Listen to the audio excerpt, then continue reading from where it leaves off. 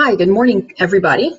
Welcome to the second episode of the Crazy Sacred podcast. And this is a little bit overdue from what I had promised, but you know, when you've got littles in your life, things can get a little bit crazy and unpredictable. So I hope you'll just forgive me for not getting this next podcast out exactly when I said I was going to.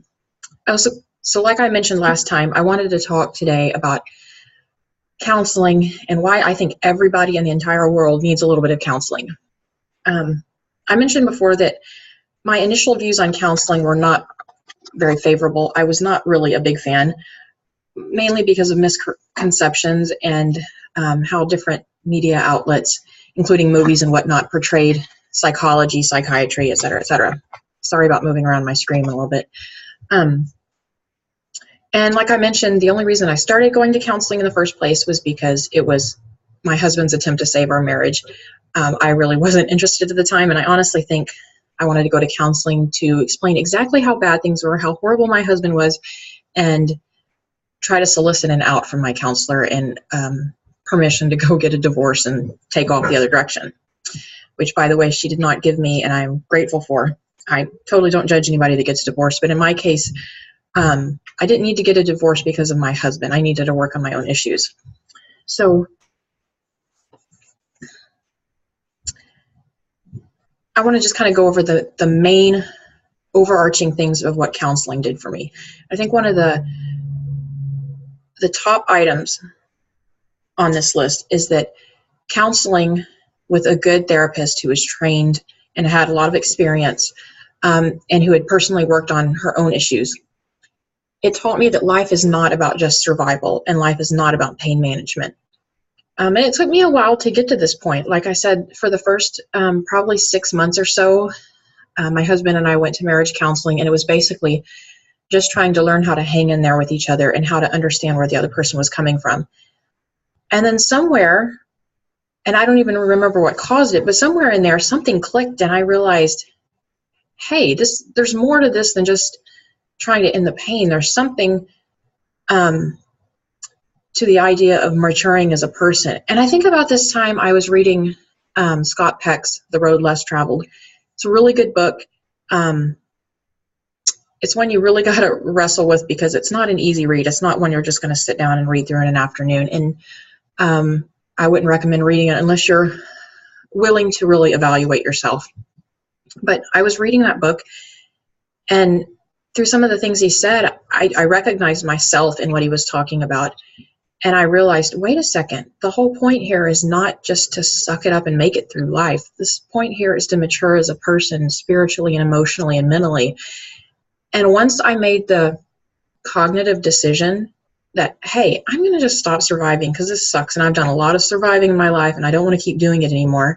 And once I made the conscious decision that, hey, I'm really going to try to learn more about myself and to delve into my issues and face them head on, that's when everything really started changing in my life. And that's when I actually started seeing headway in my own mental illness. Now, one thing I want to point out is I know there's a lot of misconceptions out there that people don't need counseling unless you do have mental illness or unless you need to convince somebody else they've got to deal with their own issues. But I honestly think that counseling is a huge thing for everybody because everybody, to some degree or another, has an amount of ignorance. Not everybody completely knows themselves. And to really understand what the point of life is and to be able to glean meaning from things and to be able to really know other people and know yourself and get to know God or the divine or the ground of being, your Buddha nature, whatever you want to call it, you got to do some work. And I think counseling really gave me the tools and some of the insights to get me started on that journey. I think without having a wise person there to get me going, I don't think I would have had any clue where to start. And I probably might have ended up in the same place as I am now, but I think it would have taken a lot longer and I would have done all kinds of random rabbit trailing around. So the first thing I got from my counselor, especially in regards to my husband, was the realization, I think to a greater extent than I'd ever had before, that I have filters through which I perceive the world. And my filters aren't necessarily right or wrong. And in the In the same way, my husband has filters, and the way that he perceives things aren't always right or wrong. But the fact is, they're different, and we have to learn how to deal with our own filters so that we can effectively communicate with other people. And then I also learned through multiple different inventories how different my husband and I were personality-wise, temperament-wise, the way we handled conflict. And I was really challenged to understand that none of these things about me or my husband were wrong. They're just the way they are. Like, no personality is better or worse than the other. No temperament is better or worse than the other. They just are. However, if you really want to be able to communicate on a high level and really understand each other and reach the highest degree of intimacy with another human being that you can, it's really, really helpful to have some kind of understanding of what makes them tick. And I just remember right after we took the Myers-Briggs test, where you might not know, but where you end up as an INFJ or an EXTJ or an ESTF.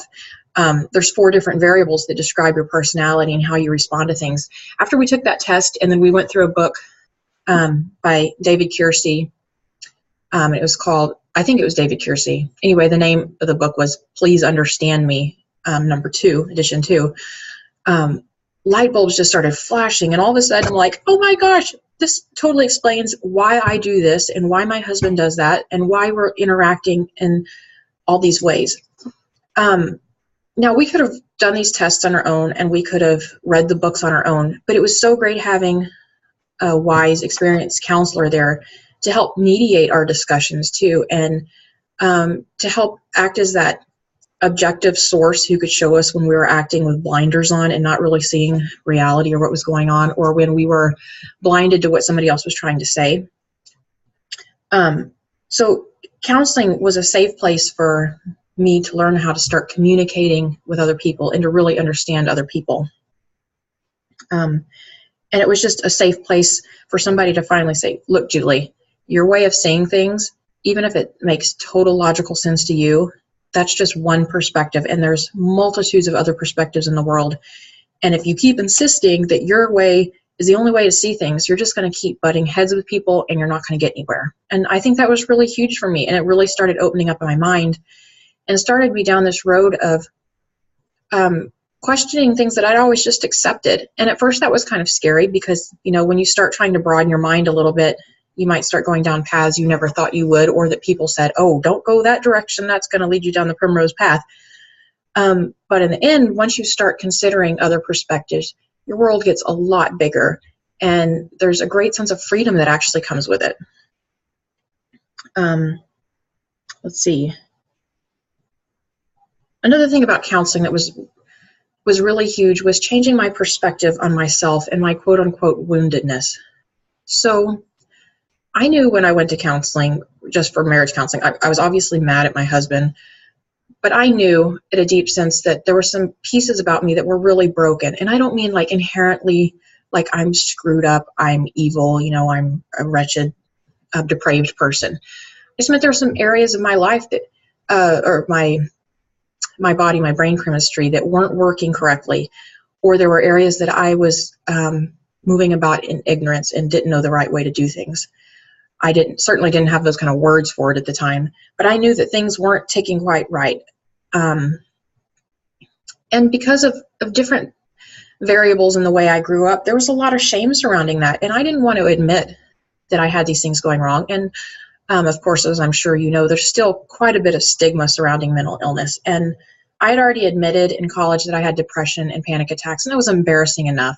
And I had some major anger issues that I didn't want to admit because it's shameful to me, or it felt very shameful at the time. It was embarrassing. And, as up to that time, I'd been a very devout evangelical Christian. And I carried the mindset that, man, if I can't suck it up and get this all together, then I must not be a very good follower of Jesus. And, I grew up in the South, which means, you pull yourself up by your bootstraps and you just get done what you need to, and you don't air your dirty laundry. You keep your skeletons in your closet, or keep them at least within your family. So I went in with all these biases into counseling. And it took, I think, a good year, maybe more, to start peeling all those off. but it made all the difference. And in doing so, I learned to transform the way that I viewed wounds. And I realized wounds aren't something that you're just supposed to get rid of. Like I said earlier, a lot of times we go into pain, or we go into counseling just as pain management. We just want the pain to stop. We want to fix ourselves, and we want to go on our merry way. And if you want to be realistic about it, that's not what life is about. We can never guarantee that our wounds are going to get fixed. We can never guarantee that, that person is going to get cured of cancer, that person is suddenly going to stop being bipolar, or I should say, stop suffering from bipolar disorder. You can't guarantee or control the outcomes of things. And I've learned from my own personal experience and from a lot of wise people that I've talked to and read from, that if you've got these wounds and you keep fighting against them or denying them or trying to avoid them, you're just going to make things worse for yourself. So kind of my adopted spiritual teacher right now is Richard Rohr, and he's a Franciscan Catholic priest in Albuquerque. He's a pretty wise guy. I think he says a lot of things that ring true with me. And one thing that he talks about a lot is the idea of starting to see your wounds as sacred wounds. And when you say sacred wounds, that doesn't mean like, oh, your wounds are like necessarily good and wonderful in and of themselves. But the idea is that you start seeing your wounds and your brokenness as a place to find God. And when you do that, when you start finding God in your wounds, they become transformative. And somehow through this process, which I don't even completely understand yet because I'm still a newbie in a lot of things, some of these wounds that seem so big and seem so pervasive in our lives somehow start losing their control over you. And they don't dictate your happiness, and they don't dictate where you're going to end up in life. Now, I've been on this mental health journey, I guess you could say, for about 15 years now, and there's been a lot of ups and downs, and I've been on every medication imaginable, and I've seen a lot of psychiatrists and several therapists, and I've read a lot of books. I should totally buy stock in Amazon, actually, because I'm like the queen of the buy now with one click button. But what I've learned is the more I've gone down this path of seeing my woundedness and my brokenness as a sacred place to discover God. And again, by God, I don't necessarily mean the traditional Christian concept of God, but however you term God, the divine, the ground of being, spirit, God, however you want to see the ultimate of ultimate. Once you start seeing that as sacred and a place to find Him, you start realizing that all kinds of things in life are possible, and your life is not going to be controlled any longer by your diagnoses. So I still have depression. I'm still bipolar 2. I still struggle a lot with ADD. I still have narcolepsy. I still have panic attacks occasionally. However, they don't control my life to the extent that they used to. And I guess I've moved from being a half glass empty kind of person to a half glass full. And I have hope that these wounds are just going to be transforming me, and they're not going to ruin me. And a lot of these things, I think you can hear them sometimes maybe on a cognitive level, but it's hard to really internalize them until you've lived it out for a while. So I just encourage you, maybe take my word for it, maybe take the word of other people who have said the same thing and gone on these same kind of journeys. And just trust that even though there may be a sense of shame to you about starting a counseling kind of journey, that there's some really good outcomes that can come out of it, and it might really change your life. And again, like I said, I don't think it's just for mentally ill people. Everybody's got a lot of growing they can do. Everybody's got blinders. So, if you're in a place where you want to be able to transform your wounds and see things differently, or if you want to learn how to communicate more effectively with other people, or if you want to learn to know yourself better, and that way learn to be able to learn how to know other people or the divine better, I would encourage you to seek out and find a good counselor. I'm not going to go into details right now about how to find a good counselor. I think there's a lot of resources out there about that, and I'll probably talk about it later. But it's something worth considering. And